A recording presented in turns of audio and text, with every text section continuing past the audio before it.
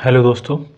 तो हम यहाँ पे जो 90 दिनों की सीरीज़ चला रहे हैं और उसका ये डे 11 है पर्यावरण एवं पारिस्थितिकी का, और जिसके तहत आज हम प्रदूषण पढ़ेंगे।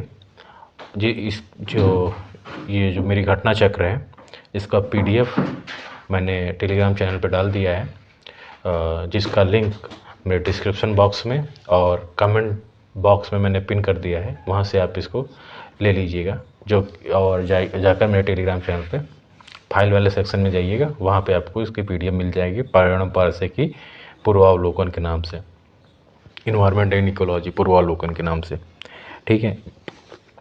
और इसके अलावा भी वहाँ पे मैं करंट अफेयर्स के पीडीएफ डेली डालता हूँ, और भी जो मुझे इम्पोर्टेंट लगता है आर ओ यूपीपीसीएस प्रीलिम्स के एग्जामिनेशन के लिए, वो मैं वहाँ पे डाल रहा हूँ।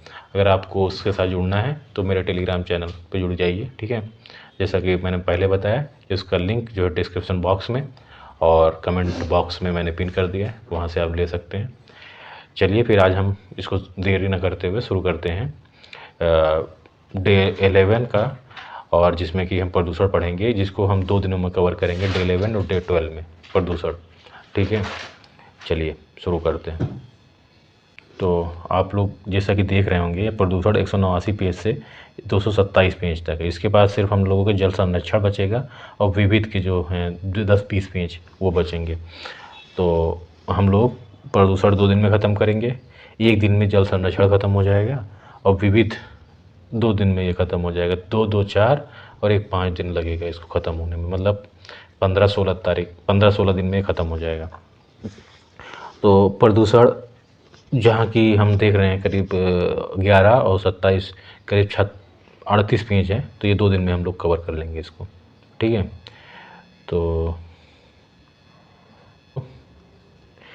ठीक है, फिर शुरू करते हैं प्रदूषण को पढ़ना। ओके, तो कल यहाँ तक हो गया था और वैकल्पिक ऊर्जा तक, आज प्रदूषण शुरू करना था। हाँ, सबसे ज़रूरी चीज़ ये कि आप लोग अगर इसको पढ़े नहीं अब तक, तो मेरे पढ़ाने से पहले वीडियो को पॉज करिए और पहले जो पीडीएफ है जो मेरे टेलीग्राम चैनल पे आपको मिलेगी, जिसका लिंक मैंने ऑलरेडी आपको बताया हुआ कहाँ पे है, कमेंट बॉक्स में जाके जाइए और टेलीग्राम चैनल जुड़िए, और वहाँ पे आप पहले इसको पढ़िए। वरना आपके पास हो सकता बुक हो तो बुक से पढ़िए, फिर आइए यहाँ पे देखिए, तो आपको ज़्यादा समझ में आएगा, ना कि डायरेक्ट आप मेरे पढ़ाने से आप पढ़ पाएंगे। पहले खुद जाके पढ़िए फिर आइए, और यहाँ से मैं आपको फिर पढ़ाऊँगा। पहले वीडियो पॉज करिए, वीडियो बाद में देखिएगा, पहले पढ़िए इसको जाके। इसका आपके पास अगर पीडीएफ है तो पीडीएफ से पढ़ लीजिए, या फिर आपके पास अगर बुक है तो बुक से पढ़ लीजिए, और फिर आइए यहाँ पे उसको रिवाइज कीजिए, ठीक है। चलिए फिर हम लोग शुरू करते हैं। प्रदूषण में उसके प्रकार। तो इसको आप देखिएगा, इसको आप पढ़िए वहाँ पे क्या होता है प्रदूषण के प्रकार। प्रदूषण के प्रकार हैं गैसीय प्रदूषण, धूल प्रदूषण, ताप प्रदूषण, ध्वनि प्रदूषण, रेडियो सक्रिय प्रदूषण। और जो है उत्पत्ति के अनुसार जो है प्रदूषण जो 2 प्रकार के होते हैं, प्राकृतिक होता है, एक मानवोद्भिद होता है। प्राकृतिक में जल ज्वालामुखी का फूटना, मानवोद्भिद में मनुष्यों द्वारा औद्योगिक क्षेत्र कृषि से उत्पन्न प्रदूषण। जैव निम्नीकृत रहित, नॉन बायोडिग्रेडेबल, तो इसमें प्लास्टिक है, डीडीटी है, बेंजीन हेक्साक्लोराइड है। बायोडिग्रेडेबल में आते हैं घर का कूड़ा, पशुओं का मलमूत्र और सीवेज, है ना। और प्रदूषण के अगर प्रकार की बात की जाए तो इसमें देखो ऐसे ये प्रदूषण में भी हैं, और जल प्रदूषण, वायु प्रदूषण, भूमि प्रदूषण भी हैं। इस आधार पर इसको बांटा गया है। मनुष्य द्वारा उत्पन्न जो प्रदूषण है वो एंथ्रोपोजेनिक प्रदूषण की श्रेणी में रखा जाता है। इसके क्वेश्चंस को हम लोग देखते हैं, आप लोग इसको पढ़िए जाके अच्छे से। मैंने आपको पहले ही बोला था इसके क्वेश्चन ज़्यादा इंपॉर्टेंट है। मानव जनित प्रदूषण जो है एंथ्रोपोजेनिक प्रदूषण कहलाता है, ठीक है। ये उसी को डिस्क्राइब किया गया है। इसको आप, जहाँ तक मुझे उम्मीद है, आप पढ़े होंगे वहाँ पे। मैंने जैसा कि आपसे वीडियो के शुरू में ही बोला था कि आप इसको पढ़िए। अगर नहीं पढ़ा है तो पॉज करिए वीडियो, पहले पढ़िए, फिर तो ज़्यादा आपको बेटर समझ में आएगा, वरना समझ में नहीं आएगा चीज़ें। मानव गतिविधियों से परिवर्तित पर्यावरण कहलाता है एंथ्रोपोजेनिक पर्यावरण।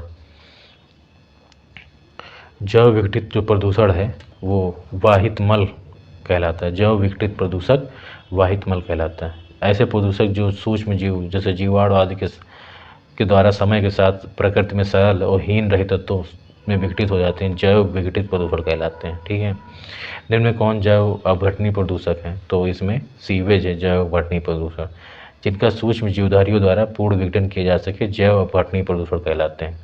ये इकोसिस्टम के लिए उपयोगी हो सकते हैं, उदाहरण सीवेज, कागज एवं लकड़ी। निम्नलिखित में कौन सा जैव निम्नीकरणीय है? तो रबर जो है जैव निम्नीकरणीय है। वे पदार्थ जो जैव प्रक्रम द्वारा अपघटित हो जाते हैं जैव निम्नीकरणीय कहलाते हैं। वायु प्रदूषण, पर्यावरण के भाग के आधार पर प्रदूषण को मुख्यतः 3 भागों में बांटा जाता है: वायु प्रदूषण, जल प्रदूषण और भूमि प्रदूषण। वायु प्रदूषण के 2 स्रोत हैं, प्राकृतिक और मानवजनित स्रोत। प्राकृतिक स्रोत में वनाग्नि, ज्वालामुखी उद्गार, जैविक पदार्थों के सड़ने गलने से निकलने वाली गैसें एवं सल्फर डाइऑक्साइड, नाइट्रोजन के ऑक्साइड इत्यादि। जबकि मानवजनित स्रोतों में गैस व धूम्र, कणकीय पदार्थ, उष्मा इत्यादि आते हैं। धातु की लकड़ी, कोयला, डीजल, पेट्रोल इत्यादि को जलाने से विभिन्न प्रकार की गैसें एवं धुएं उत्पन्न होते हैं। कोयला, पेट्रोल, डीजल आदि के दहन से मुख्यतः कार्बन और नाइट्रोजन के ऑक्साइड वायु में व्याप्त होते हैं, जो कि वायु प्रदूषण का मुख्य कारण है। वायुमंडल में ओस द्वारा धुआं, धूल एवं गैसीय अवशिष्ट पदार्थों से वायुमंडल स्वच्छ हो जाता है, परंतु ऐसे प्रदूषक जिनके कणों का व्यास 2.5 माइक्रोन से कम होता है वे वर्षा द्वारा वायुमंडल से स्वच्छ नहीं किए जा सकते। प्रकाश, रासायनिक धूम, कोहरा, स्मॉग, शब्द स्मोक और फॉग से मिलकर बना है। स्मॉग जो है स्मोक और फॉग से, ठीक है। इसके अलावा इसमें जो है आप पढ़िए, ठीक है।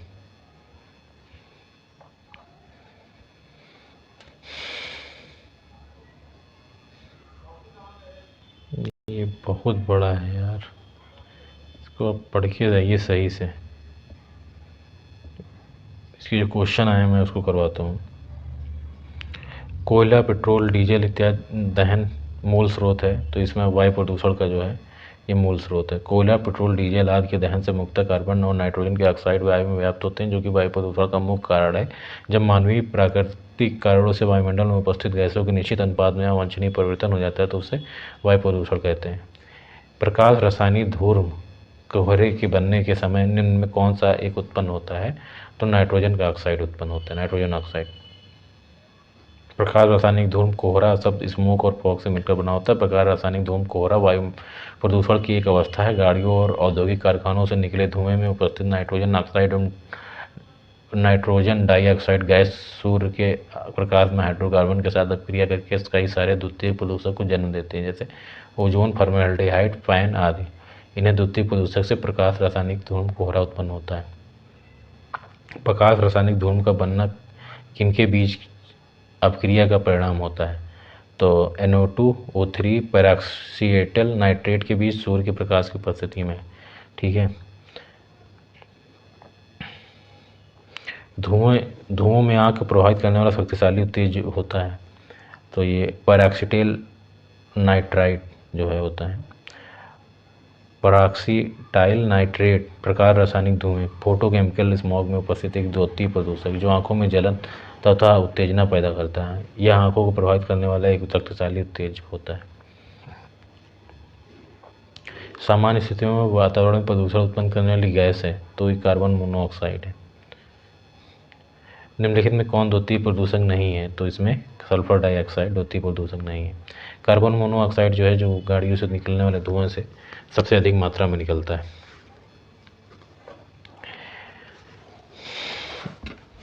वे वायु प्रदूषक जो स्रोत से सीधे वायु में मिलते हैं प्राथमिक प्रदूषक कहलाते हैं, से CO, SO2, SO2। जबकि ऐसे वायु प्रदूषक जो प्राथमिक वायु प्रदूषकों तथा साधारण वायु वातावरणीय पदार्थों की क्रिया के फलस्वरूप उत्पन्न होते हैं, द्वितीयक वायु प्रदूषक नाम से जाने जाते हैं, जैसे ओजोन, पेरॉक्सीटाइल नाइट्रेट इत्यादि।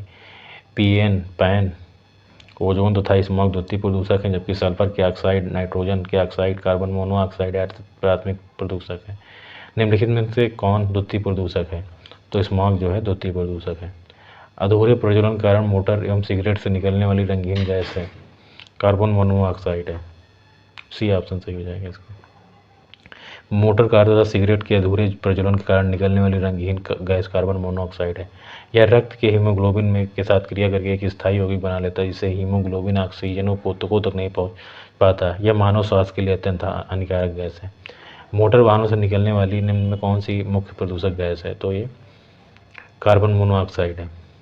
बी ऑप्शन सही हो जाएगा। वाहनों में पेट्रोल के जलने से निम्न धातु वायु को प्रदूषित करती है, तो ये लेड करती है। सीएनजी का मुख्य घटक है। सीएनजी का मुख्य घटक मीथेन है। निम्नलिखित वायु प्रदूषकों में कौन रक्त धारा को दुष्प्रभावित कर मौत उत्पन्न कर देता है? तो कार्बन मोनोऑक्साइड। निम्नलिखित में कौन सा वायु प्रदूषक ऑक्सीजन की अपेक्षा अधिक शीघ्रता से रक्त के हीमोग्लोबिन में घुल जाता है?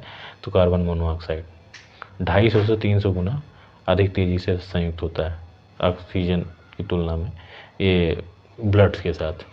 कौन वायु प्रदूषक सर्वाधिक हानिकारक है? तो कार्बन मोनोऑक्साइड। निम्नलिखित में से कौन एक वायु प्रदूषक गैस है जो और जीवाश्म ईंधन के ज्वलन स्वरूप उत्पन्न होती है? तो ये सल्फर डाइऑक्साइड। जीवाश्म ईंधन के ज्वलन से उत्पन्न होने वाली वायु प्रदूषक गैस जो है सल्फर डाइऑक्साइड है। फ्लाई ऐश एक प्रदूषक उत्पन्न दहन उत्पाद है जो प्राप्त होता है किसके जलाने से? फ्लाई ऐश कोयले पत्थर के कोयले के जलाने से प्राप्त होता है। फ्लाई ऐश कोल के दहन से उत्पन्न प्रदूषक है। उसमें सूक्ष्म कण उपस्थित होते हैं जो धुएं के साथ हवा में तैरते हैं। कोयला आधारित ताप विद्युत धारों से उत्पन्न होने वाले इस सूक्ष्म पाउडर से जीवों में श्वास संबंधी रोग होता है। ये पौधों की उत्पत्तियों पर जमा होकर प्रकाश संश्लेषण को बाधित करता है। इसकी वायु में मिलने से रोकने के लिए इलेक्ट्रोस्टैटिक अवक्षेपक या अन्य कण निस्यंदन उपकरण का प्रयोग किया जाता है। फ्लाई ऐश प्रदूषण होता है तो विद्युत संयंत्र से। ठीक है। निम्नलिखित में से कौन सा एक वायु प्रदूषण के जैविक सूचक का कार्य करता है? तो एक लाइकेन करता है। लाइकेन पेड़ों की छालों पर उगे हुए होते हैं। लाइकेन का निर्माण शैवाल तथा कवक द्वारा होता है। नाइट्रीकरण करने वाले जीवाणु भूमि के स्वतंत्र नाइट्रोजन को नाइट्रेट में परिवर्तित कर देते हैं। इसे पौधे जड़ों द्वारा खाद के रूप में ग्रहण करते हैं। इसके बदले पौधे एवं जीवाणु को भोजन एवं रहने के लिए स्थान देते हैं। इस प्रकार इसे सहजीविता का प्रभाव पौधे एवं वातावरण पर पड़ता है। वायु प्रदूषण का सबसे अधिक प्रभाव लाइकेन पर पड़ता है क्योंकि ये सबसे बड़े संवेदनशील होते हैं, लेकिन लाइकेन प्रदूषण के जैविक सूचक का कार्य करता है। निम्नलिखित में से कौन सा वायु प्रदूषण का सूचक है? तो लाइकेन और मास दोनों वायु प्रदूषण के महत्वपूर्ण सूचक हैं। यदि वातावरण में सल्फर डाइऑक्साइड की मात्रा बढ़ जाती है तो लाइकेन की समाप्त होने लगते हैं। लाइकेन जो है, अब देखो वायु प्रदूषण का महत्वपूर्ण सूचक है। अगर सल्फर डाइऑक्साइड की मात्रा बढ़ी तो लाइकेन खत्म होने लगते हैं। लाइकेन कवक एवं शैवाल से मिलकर बने होते हैं जो पेड़ों के तनों एवं चट्टानों आदि पर पाए जाते हैं। मास ब्रायोफाइटा समूह का सदस्य है जो चट्टानों एवं पेड़ों की सतहों पर पाए जाते हैं। वातावरण में नाइट्रोजन की मात्रा में वृद्धि होने पर मास समाप्त या कम होने लगते हैं।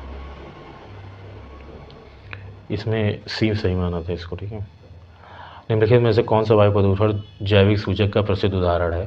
तो लाइकेन जो है जैविक प्रदूषक का प्रसिद्ध उदाहरण। निम्नलिखित में से कौन प्रदूषण संकेतक पौधा है? तो ये लाइकेन है। लाइकेन सबसे अच्छे सूचक हैं तो वायु प्रदूषण के। निम्न श्रेणी की ऐसी छोटी वनस्पतियों का समूह है जो प्रकार के आधारों पर उगे हुए पाए जाते हैं। यह वायु प्रदूषण के प्रति संवेदी इसलिए यह नगरों के समीप नहीं पाए जाते हैं। निम्नलिखित में कौन जल प्रदूषक नहीं है? तो ये सल्फर डाइऑक्साइड नहीं है। सल्फर डाइऑक्साइड वायु प्रदूषक है तथा वातावरण में जल से क्रिया करके वर्षा जल से सल्फ्यूरिक एसिड की मिश्रण कार्य हो सकता है।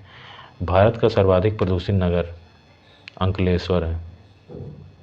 दूसरा वापी जो है दूसरा, ये 2009 का था। अभी को तो चेंज होते रहते हैं समय के साथ। ग्रीन पीस इंडिया द्वारा 2020 में जारी रिपोर्ट के अनुसार भारत के 287 नगरों में कौन सा सर्वाधिक प्रदूषित? अब उस समय झरिया था लेकिन अभी को चेंज हो गए हैं। तो ये सब करंट का क्वेश्चन है। प्रदूषण युक्त वायुमंडल को निम्न में किसके द्वारा स्वच्छ किया जाता है? तो वर्षा के द्वारा स्वच्छ किया जाता है। वायुमंडल में वर्षा एवं ओस द्वारा धुआं, धूल एवं गैसीय अपशिष्ट पदार्थों से वायुमंडल को स्वच्छ किया जाता है। ऐसे प्रदूषक जिनके कणों का व्यास 2 माइक्रोन से कम होता है वे वर्षा द्वारा वायुमंडल से स्वच्छ नहीं किए जा सकते।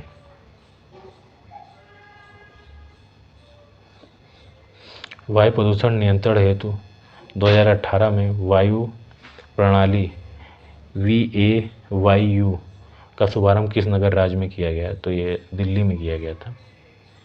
वायु प्रदूषण नियंत्रण हेतु वायु प्रणाली का शुभारंभ दिल्ली में किया गया है। गौरतलब है दिल्ली में वायु प्रदूषण के बढ़ते स्तर के कारण PM10, PM2.5, सल्फर डाइऑक्साइड और नाइट्रोजन डाइऑक्साइड है। एशियाई भूरा बादल अधिकांशतः फैला था दक्षिण एशिया में। एशियाई भूरा बादल 2002 अधिकांशतः दक्षिण एशिया में फैला था। यह वस्तुतः वर्ष 2017 में इसकी रिपोर्ट आई। एशियाई ब्राउन क्लाउड, एशियाई भूरा बादल। तो ये जो एशियाई भूरा बादल 2002 में जो दक्षिण एशिया में फैला था, यह अधिकांशतः दक्षिण एशिया में फैला था। यह वस्तुतः प्रदूषण के कारण था। वर्ष 2007 में इसकी रिपोर्ट आई। एशियाई ब्राउन क्लाउड या एशियाई भूरा बादल वायु प्रदूषण कारण उत्पन्न होता है। इसी घटना में वायु प्रदूषण जनित भूरे बादलों का एक परत बन जाती है जो प्रत्येक वर्ष जनवरी से मार्च के महीने में दौरान मुख्यतः दक्षिण एशिया क्षेत्र में आच्छादित रहती है। जाड़े की ऋतु में दिल्ली में वायु प्रदूषण उच्च स्तर का रहता है। मोटर गाड़ियों के दहन प्रक्रिया में जाड़े में बढ़ जाती है। नहीं, ऐसा नहीं है। इसके और भी कारण हैं। जैसे जाड़े में पहली चीज़ पराली जलाई जाती है जो नवंबर दिसंबर में, फिर दिवाली में पटाखे लगाए जाते हैं, फिर वो सघन जाड़े में जो है वायु ठंडी हो जाती है जो कि नीचे ही रहती है ना। वायु प्रदूषण का स्तर बढ़ जाता है क्योंकि ठंडी वायु भारी होती है, इसलिए बहुत ऊंचाई तक नहीं उठती है और धरातल से कुछ ऊंचाई पर धूल गैस की एक परत बन जाती है। इसी कारण इंडोर वायु प्रदूषण का मुख्य सर्वाधिक महत्वपूर्ण प्रदूषक है तो रेडान गैस है। इंडोर वायु प्रदूषण का सर्वाधिक महत्वपूर्ण प्रदूषक रेडान गैस है जिसको RN से प्रदर्शित करते हैं। रेडान जो है एक रंगहीन, गंधहीन, रेडियो एक्टिव अक्रिय गैस है। रेडान गैस रेडियम से उत्सर्जित होती है। रेडान गैस से फेफड़े का कैंसर तथा रक्त कैंसर होने की संभावना होती है। घरेलू गतिविधियों के कारण उत्पन्न होने वाले प्रदूषण को घरेलू वायु प्रदूषण कहा जाता है। दातव्य है कि रेडान गैस मृदा से प्राकृतिक रूप से निकलती है और शहरों में यातायात की कमी कारण घरों में इकट्ठा होकर यह गैस फेफड़ों के कैंसर को जन्म देती है। सिगरेट के धुएं में मुख्य प्रदूषक है तो कार्बन मोनोऑक्साइड और जो है बेंजीन जो है सिगरेट में पाया जाता है। सिगरेट का धुआं रसायनों का एक जटिल मिश्रण है। इसके धुएं में carbon monoxide, carbon cyanide, nitrogen oxide जैसी गैसें पाई जाती हैं। साथ ही फॉर्मेल्डिहाइड, एक्रोलीन, बेंजीन जैसी अस्थायी रसायन भी इसमें पाए जाते हैं। निकोटीन भी सिगरेट के धुएं में पाया जाता है लेकिन इसकी मात्रा बहुत कम होती है, यह अत्यंत हानिकारक एवं कैंसर कारक है। इससे नाक, आँख, कान, गले में जलन, ब्रोंकाइटिस, अस्थमा और कैंसर जैसे खतरनाक रोग का जन्म होता है। नेक्स्ट क्वेश्चन जो 32 नंबर क्वेश्चन पे आते हैं। रिंगेलमैन स्केल का प्रयोग किसके घनत्व के मापन में होता है? तो ये धुआं के मापन में होता है। रिंगेलमैन स्केल का प्रयोग जो UPPCS प्री 2021 में आया था, धुआं का प्रयोग धुएं के घनत्व मापन में किया जाता है। यह फ्रांस के प्रोफेसर मैक्समिलियन रिंगलमैन द्वारा विकसित किया गया था। ईंधन के रूप में कोयले का उपयोग करने वाले शक्ति संयंत्रों से प्राप्त फ्लाई ऐश के संदर्भ में निम्नलिखित कथनों पर कौन सा सही है? तो फ्लाई ऐश का उपयोग भवन निर्माण के लिए ईंटों के उत्पादन में किया जा सकता है। फ्लाई ऐश का उपयोग कंक्रीट के कुछ पार्टलैंड सीमेंट अंश के स्थानापन्न के रूप में किया जा सकता है। रिप्लेसमेंट, फ्लाई ऐश का उपयोग कंक्रीट की कुछ पार्टलैंड सीमेंट, बिल्कुल सही, दोनों सही हैं। फ्लाई ऐश केवल सिलिकॉन ऑक्साइड तथा कैल्शियम ऑक्साइड से बना होता है, इसमें कोई विषाक्त तत्व नहीं होते, टॉक्सिक नहीं, ऐसा नहीं। कोयला आधारित विद्युत संयंत्रों से उत्पादन के फलस्वरूप उप उत्पाद के रूप में फ्लाई ऐश प्राप्त होता है। फ्लाई ऐश में पाए जाने वाले मुख्य खनिज यौगिक सिलिकॉन डाइऑक्साइड, एल्युमिनियम ऑक्साइड तथा कैल्शियम ऑक्साइड हैं। इसमें कुछ मात्रा में विषाक्त तत्व भी पाए जाते हैं।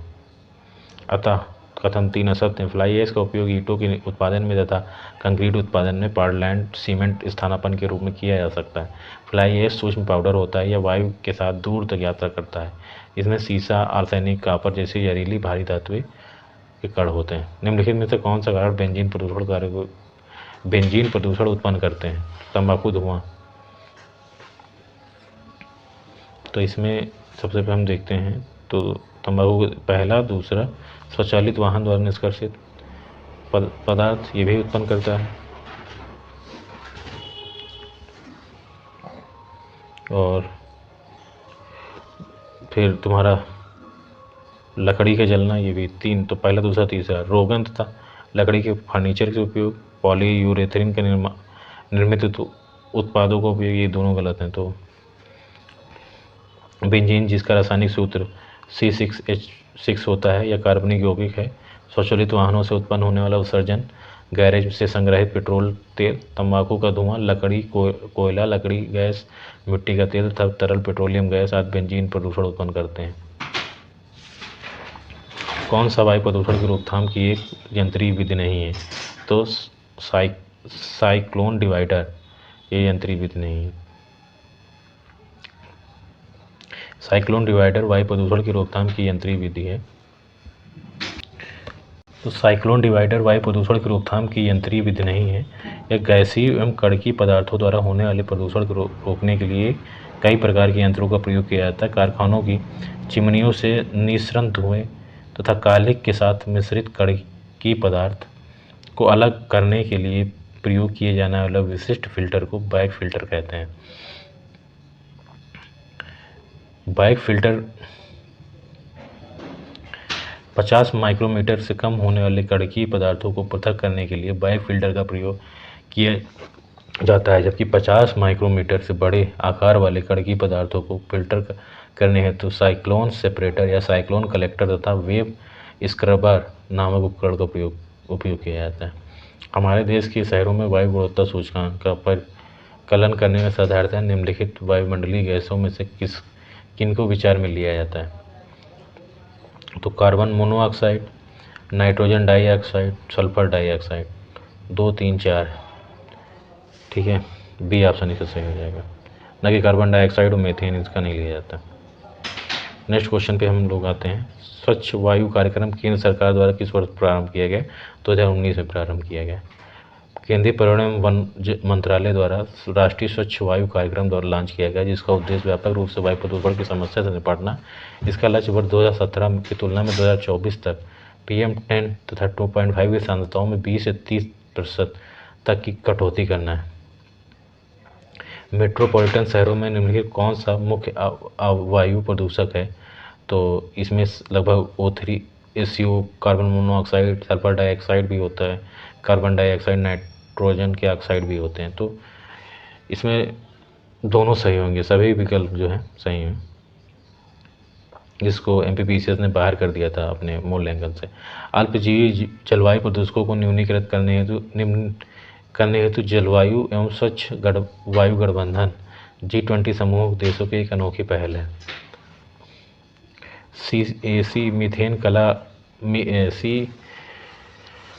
जलवायु प्रदूषकों को न्यूनीकृत करने हेतु जलवायु एवं स्वच्छ वायु गठबंधन मीथेन, काला कार्बन, हाइड्रोफ्लोरोकार्बन पर केंद्रित करता है।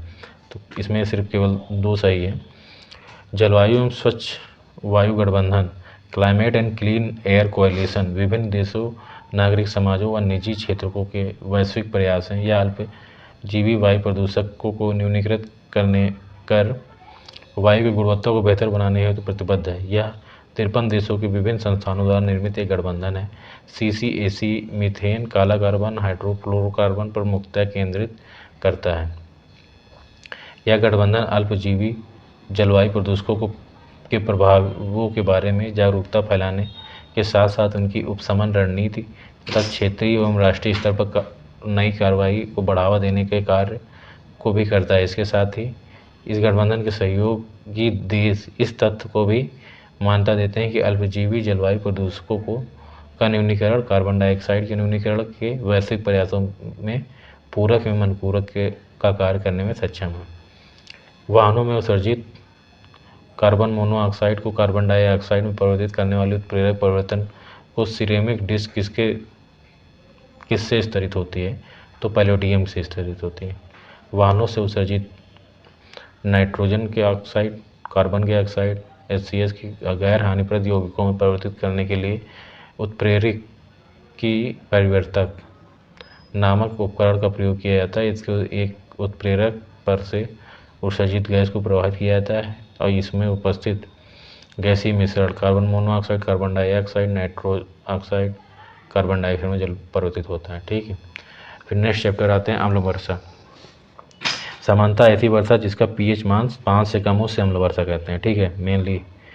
और इसके बाकी आप पढ़िए, क्योंकि हम अगर पढ़ाने लगेंगे तो फिर हम पढ़ाते ही रह जाएंगे। देखो भाई, रासायनिक अपक्रिया कर क्रमशः सल्फ्यूरिक अम्ल और नाइट्रिक अम्ल बनाकर वर्षा के साथ जो पृथ्वी पर गिरती है अम्ल वर्षा कहलाती है। ठीक,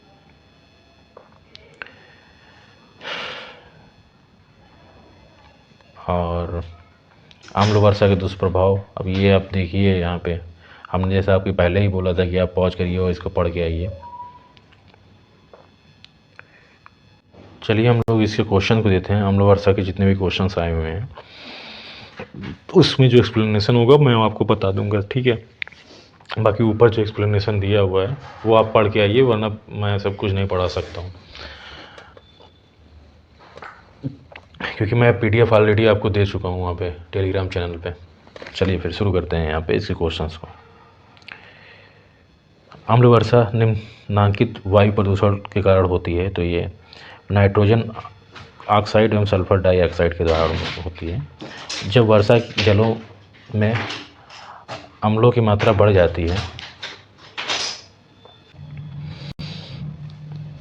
जब वर्षा के जल में अम्लों की मात्रा बढ़ जाती है तो इस अम्ल वर्षा के नाम से जाना जाता है। सामान्यतः ऐसी वर्षा का pH मान 5 या 6 से कम होता है ना, अम्ल वर्षा कहलाती है। उल्लेखनीय शुद्ध जल का pH मान 7 होता है। वर्षा का जल भी पूर्णतः शुद्ध नहीं होता है, क्योंकि वायुमंडल में उपस्थित कार्बन मोनोऑक्साइड वर्षा के जल में घुलकर कार्बोनिक अम्ल का निर्माण करते हैं। यह कार्बोनिक अम्ल वर्षा के जल को थोड़ा अम्लीय बना देता है।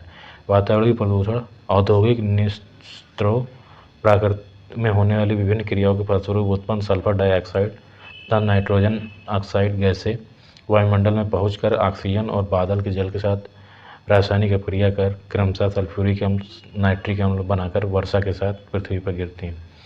निम्नलिखित में कौन सा अम्ल वर्षा के लिए उत्तरदायी है? तो नाइट्रस ऑक्साइड एवं सल्फर डाइऑक्साइड इसके लिए आवश्यक है। अम्ल वर्षा किनके द्वारा होने वाले वायु प्रदूषण के कारण होती है? तो नाइट्रस ऑक्साइड एवं सल्फर डाइऑक्साइड के कारण जो है अम्ल वर्षा होती है। अम्ल वर्षा वह परिस्थिति है जिसमें वायु में उपस्थित प्रदूषण रसायनों की प्रतिक्रिया से प्राकृतिक वर्षा का जल अम्लीय हो जाता है। वर्षा के जल को अम्लीय बनाने के लिए मुख्यतः sulphur dioxide, nitrogen dioxide, nitrous oxide की उत्तरदायी हैं। निम्नलिखित में से कौन अम्ल वृष्टि का कारण है? तो ये सल्फर डाइऑक्साइड तथा नाइट्रस ऑक्साइड। वातावरणीय प्रदूषण, औद्योगिक निस्त्रों एवं प्रकृति में होने वाली विभिन्न क्रियाओं के फलस्वरूप उत्पन्न सल्फर डाइऑक्साइड, नाइट्रस ऑक्साइड गैसें वायुमंडल में पहुंचकर ऑक्सीजन और बादल के जल के साथ रासायनिक अपक्रिया कर क्रमशः सल्फ्यूरिक अम्ल, नाइट्रिक अम्ल बनाकर वर्षा के साथ पृथ्वी पर गिरती हैं। इसे अम्लीय वर्षा कहते हैं। पृथ्वी पर गिरकर मृदा से संपर्क कर अम्ल वर्षा मृदा को अभूतपूर्व क्षति पहुंचाती है। अधिक अम्लता के कारण अम्ल वर्षा के हाइड्रोजन आयन एवं मृदा के पोषक धनायन के बीच आदान प्रदान होता है, जिसके फलस्वरूप पोषक तत्वों का निक्षालन हो जाता है, मृदा की उर्वरता समाप्त हो जाती है। अम्ल वर्षा के लिए निम्नलिखित में से कौन सा वायु प्रदूषण उत्तरदायी है? तो नाइट्रस ऑक्साइड एवं सल्फर डाइऑक्साइड। अम्ल वर्षा में कौन अम्ल उपस्थित होते हैं? तो नाइट्रिक अम्ल जो है उपस्थित होते हैं। अम्ल वर्षा निम्नलिखित होते हैं, तो ये नाइट्रिक ऑक्साइड और सल्फ्यूरिक ऑक्साइड एसिड होते हैं। नाइट्रिक एसिड और सल्फ्यूरिक अम्ल वर्षा के घटक हैं। तो अम्ल वर्षा के घटकों की अगर बात करें तो H1O3, H2SO4, नाइट्रिक एसिड और सल्फ्यूरिक एसिड हो जाएगा। 8 का इसका डी सही हो जाएगा। नेक्स्ट क्वेश्चन पे आते हैं 9 नंबर। अम्ल वर्षा नीचे दिए गए कौन से प्रदूषक जल एवं को प्रदूषित करते हैं? तो सल्फ़र डाइऑक्साइड, नाइट्रोजन ऑक्साइड, ये हीमोस को प्रदूषित करते हैं। अम्ल वर्षा होती है। अम्ल वर्षा जो है बादल के जल एवं सल्फ़र डाइऑक्साइड प्रदूषकों के मध्य जो जल और बादल, वर्षा जल और सल्फ़र डाइऑक्साइड के प्रदूषकों के मध्य जो प्रतिक्रिया होती है, उसके फलस्वरूप जो है अम्ल वर्षा होती है। निम्न में कौन एक वर्षा के पानी में घुलने से वर्षा का पानी अम्लीय हो जाता है? तो सल्फ़र के ऑक्साइड के घुलने से वर्षा का पानी अम्लीय हो जाता है। अम्ल वर्षा होती है तो कारखानों से होती है। निम्नलिखित में रुकिए एक मिनट। निम्नलिखित में कौन सी गैस वायुमंडल में अम्लीय वर्षा की उत्पत्ति के लिए उत्तरदायी है? तो SO2 है। अम्ल वर्षा किन देशों को क्षतिग्रस्त करता है? तो कनाडा और नॉर्वे को करता है। नॉर्वे को इसलिए करता है, देखो अम्ल वर्षा को लेक किलर भी बोलते हैं, ठीक है, क्योंकि वहाँ पे जो है हम लोग देखें यहाँ पे कि जो जर्मनी और यूनाइटेड किंगडम की जो मिलें हैं, उससे जो SO2 और नाइट्रोजन के ऑक्साइड उत्पन्न होते हैं और नॉर्वे और स्वीडन को प्रभावित करते हैं। उसी प्रकार USA की जो हैं मिलें, उसके द्वारा कनाडा में जो वहाँ पे उस अम्ल वर्षा करती हैं। तो कनाडा एवं स्कैंडिनेवियन कंट्री जो है इससे बहुत प्रभावित है अम्ल वर्षा से। तो यहाँ पे हम लोग देखते हैं किस देश में सर्वाधिक अम्लीय वर्षा होती है? तो नॉर्वे में होती है। तो इसका ऑप्शन सी सही हो जाएगा। चलिए फिर आज का ये अम्ल वर्षा का चैप्टर कंप्लीट होता है। जल प्रदूषण के चैप्टर को हम लोग कल कवर करेंगे। हम लोगों ने यहाँ 205 तक कवर कर लिया है। कल लगभग 15-20 पेज कल कर लेंगे, तो लगभग प्रदूषण कल ख़त्म हो जाएगा। इसके बाद जो अगर प्रदूषण थोड़ा बहुत बचता भी है तो उसको नेक्स्ट डे हम लोग कवर कर लेंगे। और फिर ठीक है, हम लोग जो है ये डे 11 कंप्लीट होता है और डे 12 में हम लोग प्रदूषण का बचा हुआ हिस्सा कंप्लीट करेंगे। और आप लोग इसका PDF, सबसे पहले आप इसके PDF को पढ़िएगा, फिर इस वीडियो को देखिएगा तो आपको ज़्यादा हेल्पफुल रहेगी। या PDF पढ़िए, या आपके पास बुक है तो बहुत अच्छी बात है, तो PDF की कोई आवश्यकता नहीं है। अगर आपको PDF चाहिए तो वो मेरे टेलीग्राम चैनल पे है, जिसका लिंक डिस्क्रिप्शन बॉक्स में है प्लस कमेंट बॉक्स में, ठीक है। और चलिए फिर, धन्यवाद।